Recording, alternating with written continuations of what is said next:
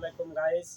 আজকে আমরা ইমরান রেফ্রিজারেশন ঈশ্বরদী থেকে আসছি স্বপ্নদ্বীপ রিসোর্টে 5 টনের 5টা এসি লাগাতে আমাদের এলজি ব্র্যান্ডের। আপনাদের দেখাবো আজকে কাজের কিভাবে 5 টন এসি সেট আপ করতে হয়, কিভাবে কাজ করতে হয় দেখাবো। 2 3 এই যে আমাদের আউটডোরগুলো এখানে রাখা আছে, আমরা নিয়ে আসছি এখানে এলজি স্মার্ট ইনভার্টার এসি। এগুলাকে আমরা এখন অ্যাঙ্গেলে লাগাবো। কিভাবে অ্যাঙ্গেলগুলো মারছি আপনাদের দেখাই, একটু আসেন। এই যে আমরা অ্যাঙ্গেলগুলা লাগাইছি, 4টা অ্যাঙ্গেল অলরেডি লাগানো হয়েছে, একটা আউটডোর সেট আপ করা হয়েছে। পাইপগুলো এখনো টানা হয়নি।